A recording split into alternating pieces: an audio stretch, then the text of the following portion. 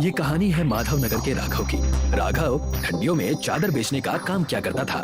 राघव की चादर ठंडियों में ही बिका करते और बाकी के महीने राघव को व्यापार में घाटा हुआ करता था। जब जब गर्मियों का मौसम आता है, हमेशा मुझे ऐसी ही तकलीफें होती हैं। ना कोई चादर बिकती है, ना कोई सामान। तो पिताजी आपको बेचने ही क्यों है? मेरे साथ घर पर वक्त गुजारा कीजिए ना। अगर मैं तुम्हारे साथ घर में वक्त गुजारूंगा तो हमारे घर खाना कैसे बनेगा बेटा?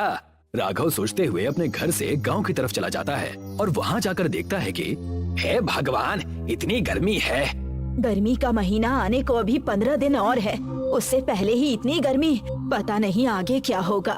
तभी एक महिला वहाँ पर मटका लेकर आती है और कहती है, अब क्या बताऊं राघव भैया, पूरे गांव में पानी भी नहीं है और हमें पास के गांव ने भी पानी देने से मना कर दिया है। गर्मी बढ़ते ही जा रही है, खेत सारे बंजर पड़े हैं। कहीं ऐसा ना हो कि कोई प्यास से अपने प्राण ही त्याग दे। सच कहा राघव भैया आपने, कुछ ना कुछ तो गांव की सुरक्षा के लिए सोचना ही होगा। और तो और हमारे गांव के पशु भी पानी के बिना प्यासे रह रहे हैं। मेरे घर पर थोड़ा सा पानी रखा हुआ है, मैं उन पशुओं को पिला देता हूँ, उससे कम से कम उनकी दुआएं तो लगेंगी। राघव घर जाकर अपने घर से एक बाल्टी पानी लेकर गांव के कुछ प्यासे पशुओं को पिलाता है, जिसे देख राघव की बेटी रम्या उससे कहती है, काश पिताजी हमारे गांव में भी पानी होता। पानी नहीं, काश हमारे गांव में बर्फ होता। मैं तो बर्फ से ही सारा काम कर दी। लेकिन ऐसा कहाँ संभव है, ये मुमकिन नहीं है बेटा। पिताजी, एक बार आपने ही कहा था कि अगर कुछ ठान लो तो सब कुछ मुमकिन हो जाता है। रम्या की बात सुनकर राघव अपने गांव से बाहर चला जाता है और वहां जाकर देखता है कि उस गांव का सरपंच पानी बेच रहा है। आओ आओ, ले लो, ठंडा ठंडा पानी खरीद लो, इस बेहाल गर्मी में अपनी प्यास बुझाओ, आ जाओ आ जाओ। अरे सरपंच साहब, आप बड़ा अच्छा काम कर रहे हैं, लेकिन आपके पास पानी कहाँ से आ रहा है? तुम आम खाओ ना, गुठलियाँ क्यों गिन रहे हो? अब मुझे भी 2 ठंडे बोतल पानी दे दीजिए, मेरी बच्ची इस चीज से बड़ी खुश होगी। राघव सरपंच के यहाँ से पानी लेकर अपने घर जाता है और सब बड़े चाव से पानी पीते हैं। तब उनके घर उनके गांव की महिला आकर कहती है, क्या बात है, सब ठंडा ठंडा पानी पी रहे हैं। देख लो क्या जमाना आ गया है, घर में शरबत पिया करते थे, अब पानी पी रहे हैं। इतनी गर्मी के हाहाकार में भी पता नहीं सरपंच जी कहाँ से ठंडे पानी बेच रहे हैं। उन्हें पानी बेचते देख मेरा तो जी ही घबरा रहा है। ये बात मेरे भी मन में आई, लेकिन वो भलाई का काम कर रहे हैं ना।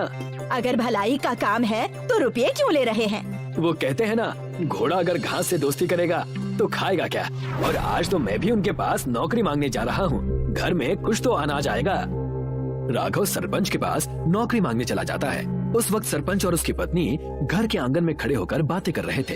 सुन रही हो ना भाग्यवान, कुछ दिन और गांव वालों को लूटकर हम माला माल हो जाएंगे। मैं तो सोच भी नहीं सकती कि उस बकरी के श्राप की वजह से हमें इतना मुनाफा हो रहा है। जब तक उस बकरी को तुम उस बर्फ की खदान में रखोगी, तब तक हमें ऐसे ही बर्फ मिलता रहेगा। घर के पास खड़ा राघव सारी बातें सुनकर दंग रह गया। मैंने सरपंच जी को भगवान का रूप समझा था, लेकिन ये तो पूरे के पूरे दानव निकले। मुझे ये सारा माजरा समझना पड़ेगा, आखिर ये बर्फ की खदान है क्या? अगले दिन की सुबह होते ही राघव सरपंच जी का पीछा करने लगा और देखा कि सरपंच एक जंगल से होता हुआ एक बड़ी सी गुफा की तरफ जा रहा है, जहाँ से बकरी के मिमियाने की आवाज आ रही है। ये बकरी की आवाज कैसी? कहीं ये वही बकरी तो नहीं जिसके बारे में सरपंच और सरपंचाइन बात कर रहे थे? सरपंच बर्फ की खदान में जा चुका था। राघव भी उनका पीछा करते हुए अंदर चला गया और वहाँ जाकर देखा तो बकरी ठंड की वजह से बुरी तरह से कांप रही थी। तुम चाहे जितनी भी मिमिया लो, मैं तुम्हें बाहर नहीं निकालने वाला। तुम अंदर हो, इसी वजह से बाहर हम मजे मार रहे हैं। ये क्या हाल कर रखा है आपने सरपंच जी? मैं आपकी सारी बातें जान गया। उस बकरी को छोड़ दीजिए, वरना मैं पूरे गांव को ये सारी बात बता दूंगा। रुक जाओ राघव, ऐसा मत करना, पहले मेरी बात तो सुन लो, तब तुम्हें जो करना होगा वो करना। तब जाकर सरपंच ने सारी बातें बताई। मैं और मेरी पत्नी एक बार जंगल में जा रहे थे, तब एक साधु बाबा इस बकरी को लेकर खड़े थे। बालक, मेरी बकरी प्यास से जूझ रही है, क्या तुम इसे पानी पिलाओगे? जी ये लीजिए, लेकिन मेरे पास सिर्फ थोड़ा सा ही पानी बचा है। बालक, तुम्हारे पास जितना है उतना ही पिला दो, कोई बात नहीं। और जैसे ही मैंने उन्हें पानी पिलाया, उस साधु ने मुझे आशीर्वाद दिया और कहने लगा, इस जंगल के पास वाली गुफा बर्फ की हो जाएगी, लेकिन तुम्हें मेरी इस बकरी को पालना होगा, और अगर तुम इस बकरी को बाहर लेकर आए तो बर्फ की खदान मिट्टी की हो जाएगी और तुम्हारी पत्नी पर धर्म संकट आ जाएगा। इस बकरी की देखभाल तुम्हें तब तक करनी है जब तक मैं हिमालय से जड़ी बूटियां लेकर वापस नहीं आ जाता। इतना कहकर वो साधु बाबा वहाँ से अदृश्य हो गए। सरपंच की बात सुनकर राघव भी सहम गया और सरपंच से कहने लगा, ये आप क्या कर रहे हैं? इस बकरी की जान हमें बचानी होगी। ज्यादा दिन बर्फ में रहने से भी तो उसकी मौत हो सकती है। इसे बाहर ले चलिए। नहीं, ऐसा मत करो, मेरी पत्नी की जान खतरे में आ जाएगी। मैं तुम्हारी एक नहीं सुनने वाला, मुझे इसे ले जाने दो। राघव सरपंच को धक्का देकर उस बकरी को बाहर लेकर चला गया। जैसे ही राघव बाहर गया, पूरी बर्फ की खदान मिट्टी की हो गई। ठंड के कारण बकरी कांप रही थी। राघव ने उसे धूप में खड़ा किया ताकि उसे थोड़ी गर्मी लगे, और जैसे ही बकरी को गर्म हवा लगी, बकरी खुद से कहने लगी, राघव, मुझे बचाने के लिए धन्यवाद। मैं एक मायावी बकरी हूँ। तुमने मुझे बचाया, इसलिए मैं तुम्हें एक वरदान दे रही हूँ। तुम बोल कैसे रही हो और तुम्हें मेरा नाम कैसे पता है? मैं लोगों को देखकर उनका नाम और काम पता लगा लेती हूँ। मेरा वरदान ये है कि तुम्हारी सारी चादरें अब बर्फ की हो जाएंगी। जहाँ मैं खड़ी हूँ उस जगह की मिट्टी को ले जाकर अपने चादरों में डाल दो, वो सब बर्फ की हो जाएंगी। और मुझे यहीं जंगल में छोड़कर चले जाओ। और सरपंच, अब तुम्हारी पत्नी सुरक्षित है। मैं... क्या सच? तुम्हारा लाख लाख शुक्रिया। मैं उन बर्फ की चादरों से लोगों की भलाई करूंगा। पूरे गर्मी में सबको चादर बांटूंगा। राघव उस बकरी के कदमों की मिट्टी को ले जाकर अपने घर की चादरों पर डालने लगा। देखते ही देखते सारी चादर बर्फ की बन गई। मैं ये सारी चादर सबको बांट दूंगा। अब से इस कड़ाके की गर्मी में कोई प्यास से नहीं जूझेगा। लगता है आपने अपनी मन की ठानी हुई बात पूरी कर ही ली। इतनी सारी बर्फ की चादरें आपने बनाई कैसे? ये एक मायावी चादर है जो हमेशा बर्फ की रहेगी। हुर्रे! अब मैं इस बर्फ की चादर को लपेट कर खेलूंगी। राघव ने बर्फ की चादर पूरे गांव में बांटी। पूरे गांव से गर्मी का कहर खत्म हो गया और राघव और सरपंच खुशी खुशी रहने लगे। एक गांव में बबलू नाम का एक लड़का रहता था। बबलू अनाथ था। वो गांव वालों की भैंस, गाय, बकरियां चराता था। बदले में गांव वाले बबलू को तीज त्योहार पर घर बुलाकर खाने को मिठाई वगैरह दे दिया करते थे। बबलू मिठाई खाकर खुश रहता और जानवरों को चलाते हुए जंगल में बैठा बांसुरी बजाता रहता था। एक दिन गांव में बसंत पंचमी का उत्सव था। उस दिन बबलू को ढेर सारी मिठाइयां मिली। जब बबलू जंगल में बैठकर मिठाई खा रहा था तो एक बूढ़ा आदमी बबलू के पास आया। बेटा, 3-4 दिन से भूखा हूँ, कुछ भी नहीं खाया है, थोड़ी मिठाई मुझे भी दे दो। बबलू ने अपनी आधी मिठाई उस बूढ़े आदमी को दे दी। जैसे ही आदमी हाथ में मिठाई लेता है, वो एक वन देवता में बदल जाता है। तुम बहुत दयालु हो बबलू। तुमने बिना सोचे समझे अपनी आधी मिठाई मुझे दे दी। मैं तुमसे बहुत खुश हूँ। मैं तुम्हें 4 चीजें देता हूँ जो मुसीबत के समय तुम्हारे काम आएंगी। वन देवता बबलू को 3 टोकरियां देते हैं। पहली टोकरी में आंधी और तूफान है, दूसरी टोकरी में बारिश और ओले हैं, तीसरी टोकरी में आग है। ऐसा कहकर वन देवता गायब हो जाते हैं। वन देवता ने तो कहा था कि वो मुझे 4 चीजें देंगे। चलो कोई बात नहीं, 3 चीजें ही काफी है। बबलू अपने पास बची पूरी मिठाई नहीं खा पाता है और मिठाई को जमीन में गाड़ कर चला जाता है। जब बबलू अगले दिन उस जगह पर आता है तो वह देखता है कि जहाँ उसने मिठाइयाँ गाड़ी थी वहाँ एक मिठाई का पेड़ उगाया है जिस पर ढेर सारी मिठाइयाँ लगी हुई हैं। लगता है ये वन देवता का चौथा इनाम है। बबलू पेड़ पर चढ़ जाता है और मिठाई खाने लगता है। उसी समय जंगल से एक बूढ़ी राक्षसी गुजर रही थी। उसने बबलू को देख लिया। अरे, आज तो बहुत बढ़िया शिकार मिला है। इसकी तो मैं मसालेदार सब्जी बनाकर खाऊंगी, लेकिन पहले इसे पेड़ से नीचे उतारना होगा। बूढ़ी राक्षसी एक सुंदर औरत का रूप धारण करके मिठाई के पेड़ के पास जाती है और बबलू से कहती है, अरे बबलू बेटा, पेड़ पर इतनी मिठाई लगी हुई है, अगर तू थोड़ी मिठाई तोड़कर मुझे भी दे देता तो मैं भी खा लेती। मैं मिठाई नीचे फेंक देता हूँ, तुम खा लेना। अरे बेटा, अगर तू मिठाई तोड़कर नीचे फेंकेगा तो मिठाई गंदी हो जाएगी। तो तुम अपना आंचल फैला लो, मैं उसमें फेंक देता हूँ। बेटा, मेरा आंचल गंदा हो जाएगा, उसमें से महक आने लगेगी, तो थोड़ी मिठाई मुझे नीचे उतर कर दे दे। बबलू बूढ़ी राक्षसी के छल कपट को नहीं समझ पाता। जैसे ही वो पेड़ से नीचे उतरता है, बूढ़ी राक्षसी अपने असली रूप में आ जाती है और बबलू को एक बोरे में बंद कर लेती है। वो बबलू को बोरे में बंद करके अपने घर ले जाती है। सुन चंदा, इस बोरी में मैं शिकार पकड़ कर लाई हूँ। इसको पहले बांध दे, फिर इसका सिर काट दे और इसकी सब्जी बना लेना, खूब मसाले डालकर। मैं अभी नहा कर आती हूँ। बूढ़ी राक्षसी नहाने चली जाती है। लड़की जब बोरा खोलती है तो वो देखती है कि उसमें बबलू नाम का एक सुंदर लड़का है। लड़की को बबलू के ऊपर दया आ जाती है। दोनों में कुछ देर बातचीत होती है। ये राक्षसी मेरी कोई नहीं है। कई साल पहले ये गांव से मेरी माँ को पकड़ कर लाई थी। मैं उस समय अपनी माँ के पेट में थी, वहीं पर मेरा जन्म हुआ। राक्षसी मेरी माँ को खा गई और इसने मुझे अपना गुलाम बना लिया। ये मुझसे अपने घर के सारे काम करवाती है। बबलू और चंदा मिलकर राक्षसी के घर से भाग जाते हैं। जब राक्षसी नहाकर लौटती है तो देखती है कि चंदा और वो लड़का दोनों गायब हैं। लगता है दोनों मिलकर भाग गए। राक्षसी उनके पीछे पीछे जाती। चंदा पीछे मुड़कर देखती है। राक्षसी तो हमारे पीछे आ रही है, अब क्या करें? तभी बबलू को वन देवता की दी गई 3 टोकरियां ध्यान आती हैं। तुम चिंता मत करो, मैं अभी इस राक्षसी को भगाता हूँ। बबलू सबसे पहले आंधी और तूफान की टोकरी खोलता है, लेकिन तेज आंधी और तूफान के बीच भी राक्षसी हार नहीं मानती। वो उन दोनों का पीछा करती रहती है। लगता है ये ऐसे नहीं मानेगी। फिर बबलू बरसात और ओले की टोकरी खोलता है। राक्षसी घायल हो जाती है, लेकिन फिर भी पीछा करना नहीं छोड़ती। बबलू और चंदा भागते भागते गांव पहुंच जाते हैं। गांव वाले उनके पास आते हैं और उनसे पूछते हैं, क्या हुआ बच्चों, क्यों भाग रहे हो? बूढ़ी राक्षसी हमें मारने के लिए हमारा पीछा कर रही है। अरे हम सब भी राक्षसी के आतंक से बहुत परेशान हैं।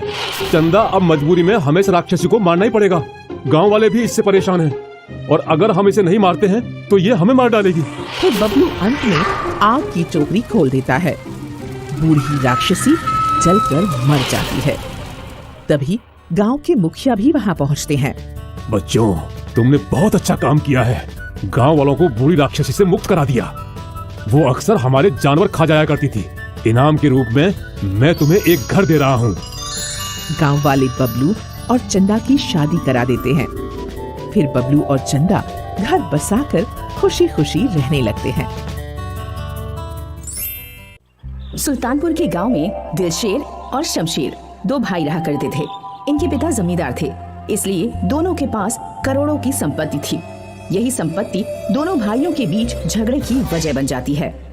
दिलशेर की पत्नी स्वभाव में तेज तर्रार है। दिलशेर हमेशा अपनी पत्नी का कहना मानकर उसे खुश रखने की कोशिश करता है।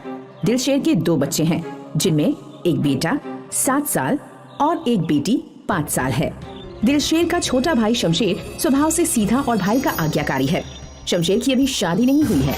इसी का फायदा उठाकर दिलशेर की पत्नी शमशेर को रास्ते से हटाकर उसकी संपत्ति पर कब्जा करना चाहती है। दिलशेर और पत्नी के बीच षड्यंत्र की रूपरेखा बन चुकी है, इसलिए शमशेर गांव के बाहर एक जादूगर से मिलने जाता है। दिलशेर जादूगर की कुटिया में आया है। यहाँ जादू करने का सामान जैसे खोपड़ी, काला कपड़ा रखा है और आग जल रही है। सामरी, खुश हुआ, तुम अपने भाई को रास्ते से हटाने आए हो। जादूगर सामरी, तुम तो सब जानते हो।